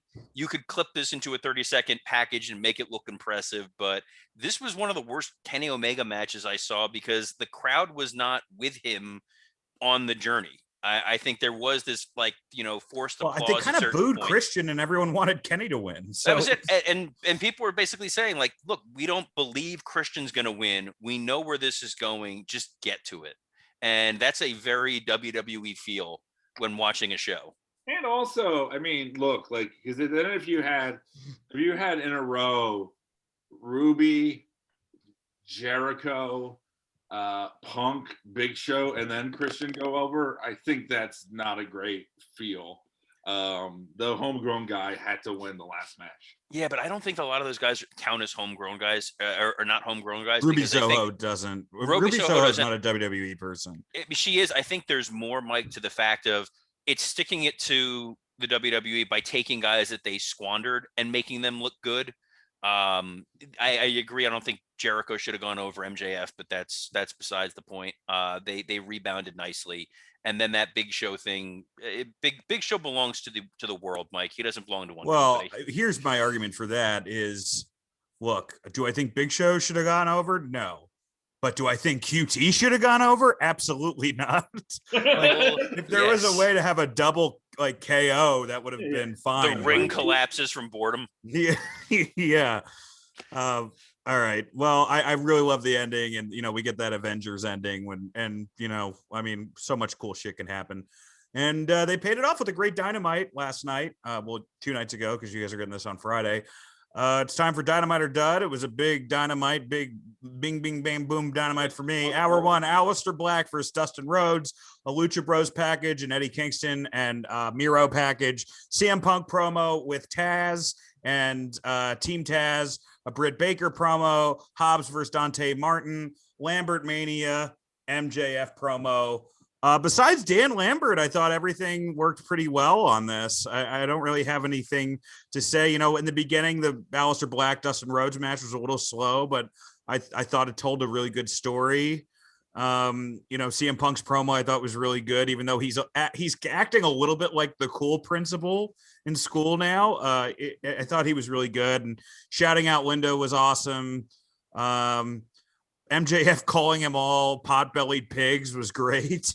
And his stuff with Pillman Jr. was great. They need to have an injunction on acronyms for a little bit, but whatever.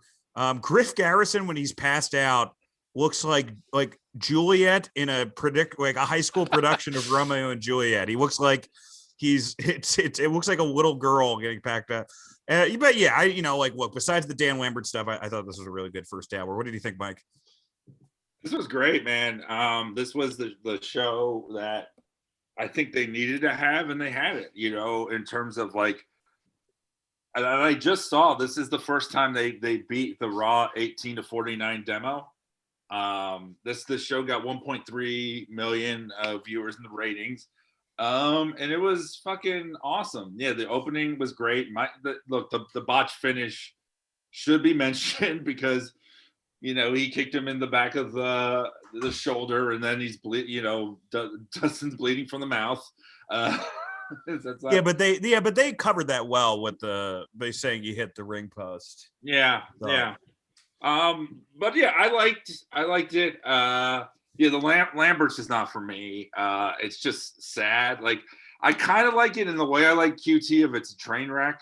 But it's just so weird, especially because then, yeah, you had that MJF promo was one of my favorite things. Like, I tweeted from our WrestleRoast account, a Jericho-sized weight has been lifted off MJF.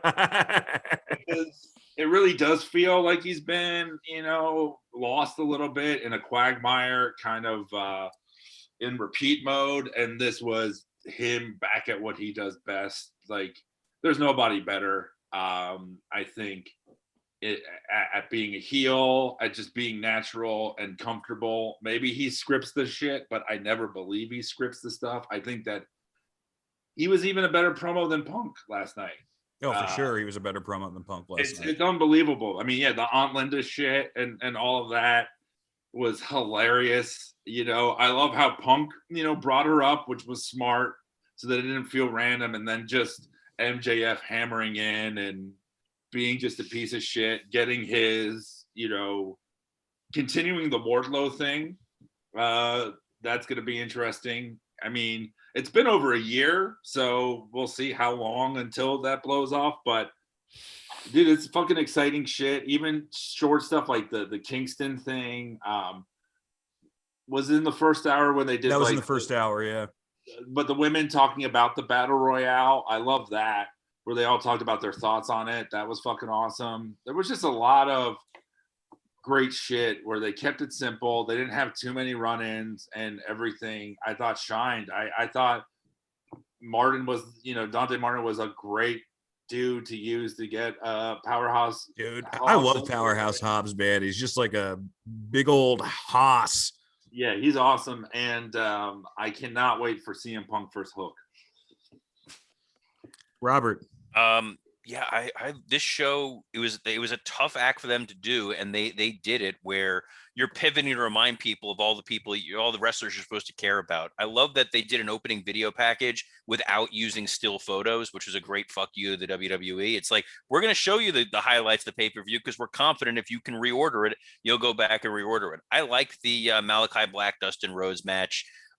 Using Cody's boot, handing it to Dustin as kind of like a little fuck you was great. The blood on his face that was splattered after was a really cool visual. It's kind of a shame there was a blood heavy moment later on in the night that kind of overshadowed it, but it was a really nice moment.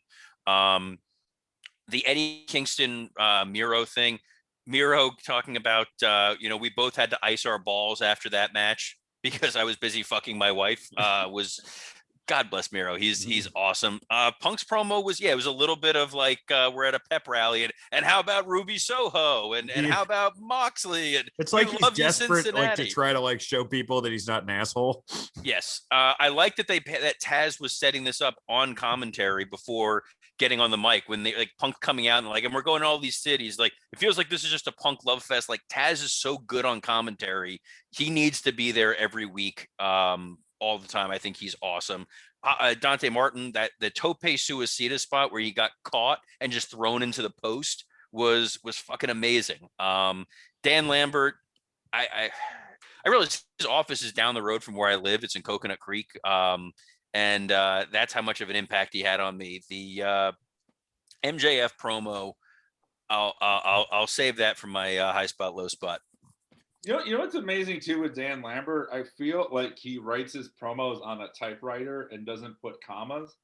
It's like he's struggling to memorize them. You can see where there's no stops, there's no pauses, and he just keeps Mike, going. can you come a little bit closer to the mic? Sorry. Yeah, there's no stops or pauses. He just keeps going, and you kind of feel for him. Like he feels like the dad who practiced the wedding speech. And but he doesn't remember like the husband's name of his daughter that's getting married. Jeff, George, you're gonna have a good time. Also, it's weird that he keeps calling people out and nobody answers the challenge. Well, you had the Lance Archer stuff, and now Archer's just not there. And Archer just has vanished into the. He's gone through the forbidden door. Hour 2.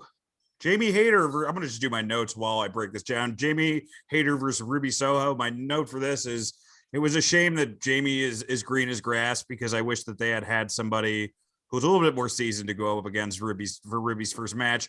The Pinnacle versus Dark Order. We're getting a Dark Order breakup, or we're hinting at that Bray Wyatt's going to save it. I don't care. There was the Casino Battle Royal package in this hour, which was awesome. Mean old Tully cutting a promo, which I can never get enough of. We're also got Pillman Jr. backstage, which is great. The Elite squaring off against Daniel Bryan. This was fantastic. The Brandon Cutler stuff was fantastic. I'm glad that they're going with this. Obviously, you need to do this match first.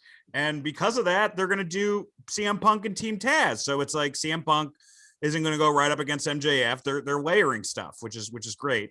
Then we have Moxley versus Suzuki, which I thought was kind of fucking boring. I got to be honest. I was a little disappointed in this match. I love their stuff at New Japan. And this was not that. We got Sammy Guevara also coming out, friend of the show. He did great. What did you think of this, Mike? Yeah, I thought this was great in terms of, just all the stuff you said, the stuff they moved forward. They announced matches for Arthur Ashe. They announced matches for, Rampage. They announced matches for next week. They had a lot of groundwork. They did a lot. Yeah, the Suzuki thing was just, I kind of said my thoughts on that. It was like a short match. It was the picture-in-picture. They have to really think about, I don't know how it works with TNT, if they could have other commercials earlier in the hour so that you don't have a commercial break. Like your main event shouldn't be 3 minutes. It's not good. And I don't get Adam Cole, and I really want to give him a chance. The stuff with Tony was great, though. It wasn't to me, because here's the thing. Tony looks more intimidating than he does, and also but don't you remember the guy used to pick on you, who you like, the small guy who had the bigger guys? Yeah, but the problem is when he said, "I'm gonna knock the glasses off your face," I don't feel like if he slapped Tony, the glasses would actually fall off. So hold on, I have a question for you, Mike. Well, that has more to do with Tony's weird head. But I have a question for you, because this is now like the big thing on the internet, that Vince's pitch to Adam Cole was, we're going to bring you up to the main roster. We're going to change your name. We're going to make you Keith Lee's heel manager. Do you think he would have done fine? And is that how you would have rather seen? I don't think he's a great talker. I think that he's okay, but he's a great talker. But here's the thing. Thanks, Aunt Dan. He's a great talker. Maybe this was like MJF's thing of like, all right, all these new guys are coming in. I'm gonna make the most of my spot. He And blew Dan is my new moniker. I Just mean, keep going. MJF blew everyone out of the fucking water. And the thing is, MJF talks like he believes what he's saying. Adam Cole's clearly playing a character, and I just don't buy him as intimidating or threatening. The hair is gross. I just can't get into it, man. And I want to, but it sucks to now be able to watch him on Wednesdays and not have another wrestling show to switch to. True. I disagree, actually. I don't know why I said it's true. Robert, what did you think of the second hour? And also, Mike, how many Scotty Meltzer flaming bowling pins would you have given All Out 2021? 5. I thought 5? that it was a grand slam. Yeah. I'm going to give 4.5 because some of the matches I thought weren't up to snuff. But Robert? Meltzer bowling pins or hour 2? Both, whichever order. Going back and talking about the pay-per-view, I realized how kind of underwhelming a lot of it wound up being. So I'll go more 4.25. I think it was a fine overall show, but the tag match was awesome. The ending moment was awesome. Seeing Punk wrestle was awesome. I'm like Scott with how reductive I am with my language, but overall, I think it was solid. It was fine. The hour 2. I don't know who wants to see this Dark Order versus Dark Order feud. This just I don't care. This feels like when they split up DX and you had Road Dogg and X-Pac feuding over like the rights to DX. Like no one, it doesn't do anything for me. I like the Casino Battle Royal vignette. I'm also scared about this Tully Blanchard threat that he's going to wrestle Sting. I guess because Billy Gunn was unavailable this week, we want to keep doing the old guy stories. The elite stuff was it was fine. The crowd was super into it. I did not like Suzuki and Moxley at all. The selling, especially the headbutt spots where they were clearly missing by a country mile, and then they both put their hands down. They go for the headbutt, which was they weren't anywhere close. I get being safe, but super far up, and then did the whoa fall back and fall down. It felt like a comedy match. This was like a Santino spot in what should have just been two guys beating the fuck out of each other. It didn't work great, but ending with Moxley with the crowd going nuts for him like he was Cena made him feel big time in a way that he hasn't for the last couple weeks. He kind of felt lost in the woods for a while, and now he's back. I agree with that in the sense that, I often say that the show especially doesn't let the endings breathe, and they did. I thought like they really hit it of just like how. Well, that's a TNT problem. Like they need to get an overrun. Just give them an extra 3-5 minute window. Just tell them, hey, we're going to be going a couple minutes late, which helps TNT because that helps them with the hour crossover. I mean, I'm sure people want to stay tuned to watch The Accountant for the 100th time, but that was the reason USA let them do the overrun, because you still got that little like, all right, at 11:01, the audience is still here. We're getting the big rating. They have these hard outs, and sometimes they get super rushed. This totally paced well. Yeah, it was, it was Creed 2 because I did end up watching it. I hadn't seen it. Wait, Creed, it's funny because Creed 2 was on before it as well. Yeah, and after. It was on before and after. Pretty good. Yeah, it was good. They probably just got the rights, but yeah. The other thing I wanted to say was here's a kayfabe question. They had advertised Daniel Bryan addresses his fans. If he did not come out and interrupt the Elite, when would he have had that segment? During the overrun. But there is no overrun. Yeah, that was weird. I like that he has the Brock Lesnar mini man bun, but the white T-shirt because he has no merch. Well, they're waiting to get like a fucking hoodie made out of patchouli yanked out. All right, next up we have our Tournament of Champions, the We Must Hate Ourselves World Cup. We're at round 2 this week, guys. The Yeti versus Techno Team 2000. Which is the worst gimmick? For me, this is another blowout. The Yeti, because it wasn't a fucking Yeti, it was a mummy. Okay, and all Vince misses, like you can see where they failed. Like Vince just thought Techno Team 2000 is whatever the future was going to be. Anyway, that guy, one of the guys ended up becoming a monster truck driver. It's forgettable. It's not terrible. And I think the Yeti's worse too, because the last entry of the Yeti's Wikipedia post, last sentence of the Wikipedia entry is one of the saddest sentences I've ever. This is the last sentence.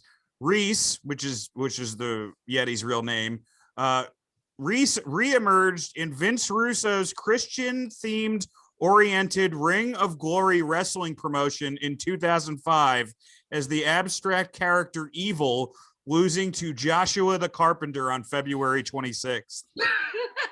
Yikes. What's the worst gimmick, Mike? The Yeti or Techno Team 2000? And then you picked a third one that's better than both. the manifestation of evil. Isn't he in New Japan?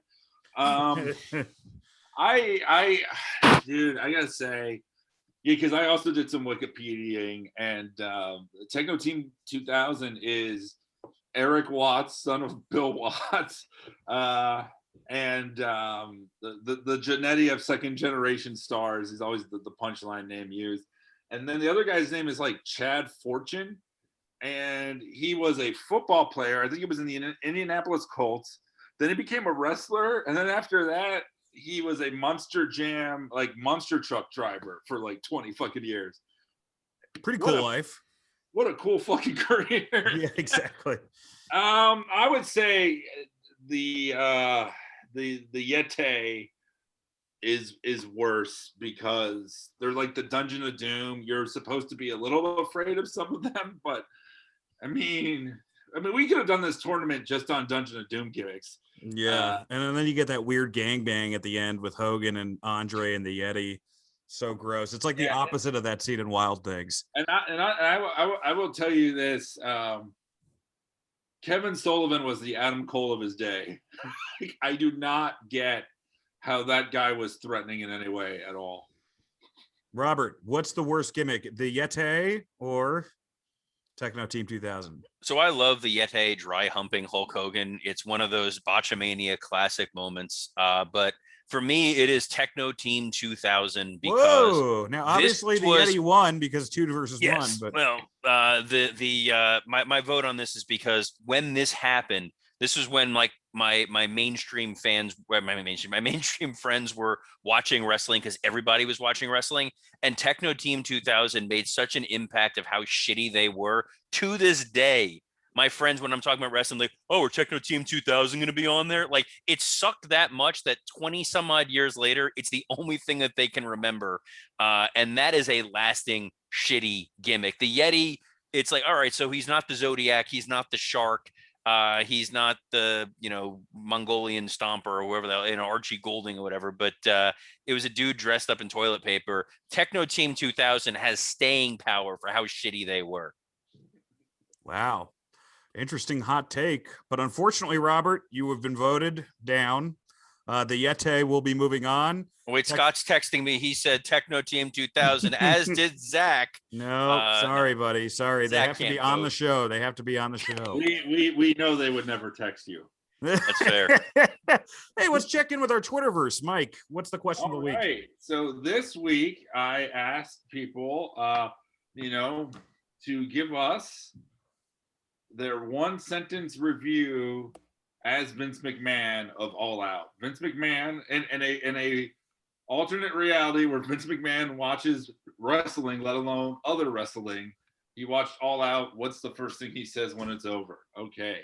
At Promographic Ken, All Out? God damn it, Bruce. Our ratings are in the toilet. There's no time to go to the strip club. At Huskers 88, Johnny, you couldn't even get your son-in-law re-signed? Put down the damn swimsuit catalog. At Show Off 1984, Nick, get on the phone. We need the biggest hitter we got. Get me Hornswoggle. At Burnlin 19, I'd like him to take that lady. I'd like to take that lady referee on one of my limousine rides, pal. What a maneuver. At Mark number 7, I hate this more than I hate my son Shane. And C. Duran, sure, they have exciting matches, stories people want to see, and charismatic personalities, but do they have Saudi money? At Bleeding Blue, that last one turned into a Muppet. I was just gonna say that was a great Muppet. I added that. I'm sorry if I ruined the joke. At Bleeding Blue 20, Bruce, we released Punk. Fuck, I thought he was still on his honeymoon. At Santos 3421, Damn it, Bruce. They got Daniel Bryan and Adam Cole. Push Omos. That's such good shit. And Adam the Hawk. Damn it, Bruce. I told you they didn't even have one black man wrestle, and the fans ate it up. Maybe we should have R-Truth do something even more degrading to win their fans over. That's Mark Nato. Hey, almost is over, by the way. Keep going. What's that? Almost is over, by the way. Yeah. He's almost over. At Smarknado 781. Taker, we need you, pal. At Tom AK. How the fuck did we miss this QT guy?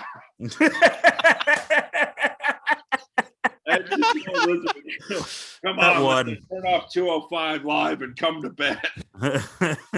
Christopher W227. Bruce, why is Dean Ambrose wrestling Taka Michinoku? And finally, from at Steve Laurie, get me the dinosaur. Robert, man, that was fun. What's your high spot this week? My high spot was the MJF promo this week. It was the happiest I've been watching wrestling in a very long time. I'm a homer for Max. I love that kid. I think he is the future of the industry for decades to come. It was a completely natural, shitty heel promo, and he rattles off some of the lines so well. He doesn't write it down, but he does try to think it out. I mean, just some of the notes I had was calling out Pillman's sister and calling her 16 and pregnant, then referring to Pillman's mom as Methany.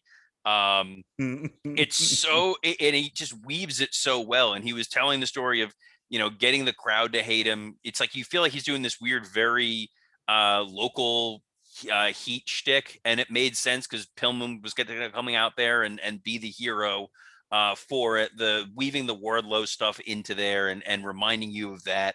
Max was he was on fire, and he's, again, I think, Mike, you said it, he's liberated, not having to deal with this Jericho shit, and can now move on to do something, and he'll make the most of anything they give him, including Pillman. Can I read you something? This is newer. Brian Pillman Jr. this morning tweeted, in a bizarre turn of events, the encounter between my pregnant sister and MJF sent my sister in contractions late last night, and she is expected to have a baby today or tomorrow. My nephew is about to have the same birthday as me. What a surreal week. MJF responded, I destroyed this inbred family so bad, even the fetus wanted to be as far away from it as possible. Oh, that's great. I mean, that may be my high spot of the week. Mike, what's your high spot this week? My high spot of this week was the return of Max Caster and the promo that him and Bowens had. It was on Dark, but it made the rounds, and they came out and they started off reading a scripted promo, an approved promo, and it had a lot of fun jokes. And then fucking Bowens was great, where he's like, he took the sheet of paper, like, and by the way, make sure to watch the new hit show Roads to the Top, September 29th. It was really funny. And then he did a rap. Dude, I like run of low spot in these roast to the top commercial. Brandy comes off as such a heel. She's like, once again, we're just doing everything for everybody else. And I'm like, you, out of all the people to say that, you? Sorry. Yeah, you're living your life for a TV show. Yeah, but that promo is worth watching, and I'm glad that the Acclaimed is back. They're awesome. Yeah, I'm gonna go with my high spot. I was gonna go with all the entrances at the end of All Out until I saw that Scott Steiner was on Cameo today. Look, if you get a Scott Steiner cameo, you're either gonna get a great old-fashioned Scott Steiner promo where he's gonna call you fat ass, so that's fun, or you're gonna get him like relaxed talking, but he still wears the chainmail hat. So it's just the most bizarre thing to see somebody casually talking about the business while looking like a real sex toy.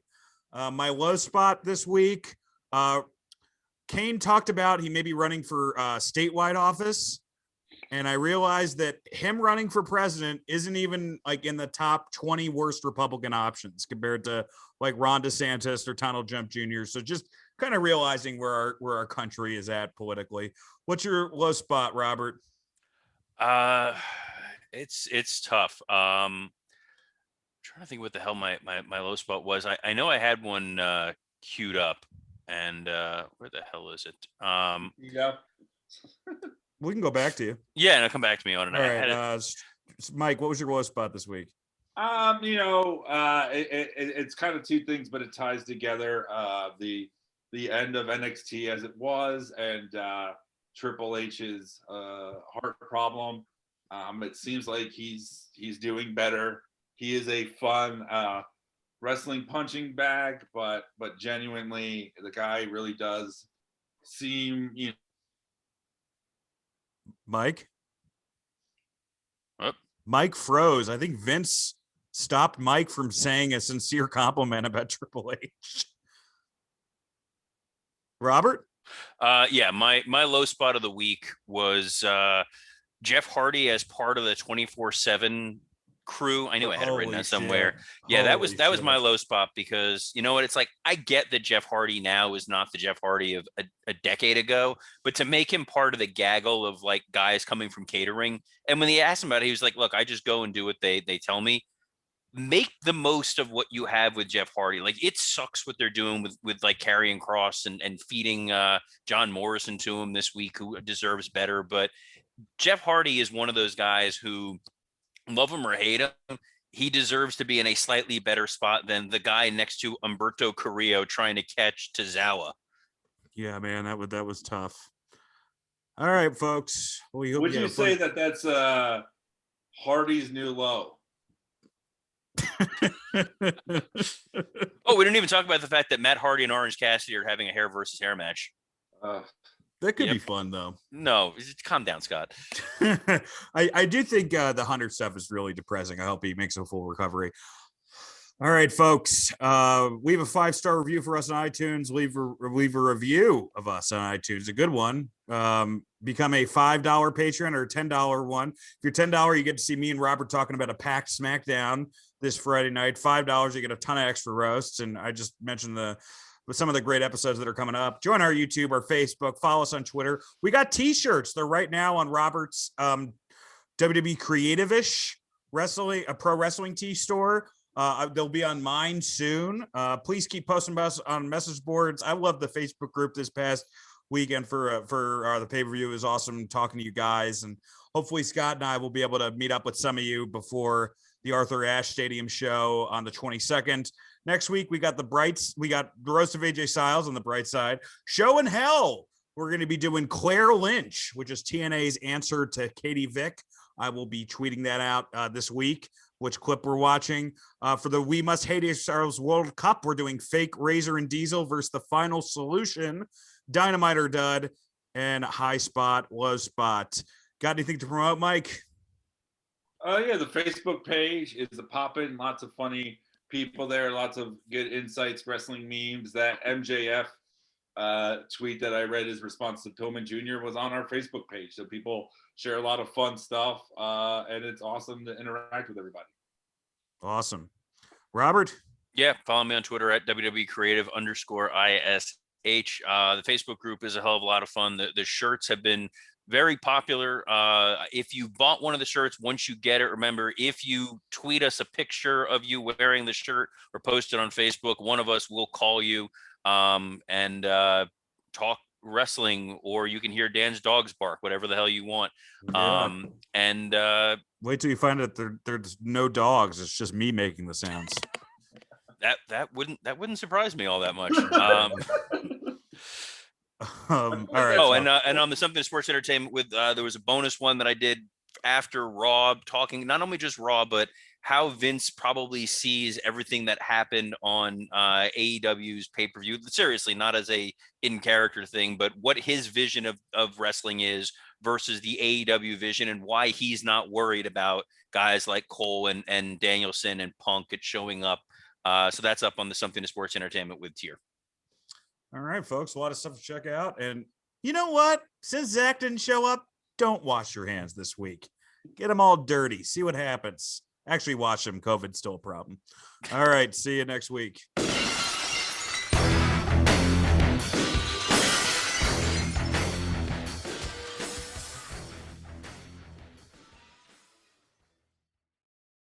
it's Conrad Thompson. Thanks for checking out the podcast here on YouTube. Be sure to hit the subscribe button and the notifications bell so you get a notice anytime we upload some new content. And go save yourself some money right now. If you're in a 30-year loan or you have credit card debt, it's not a matter of if I can save you money. It's a matter of how much. Find out right now for free at SaveWithConrad.com.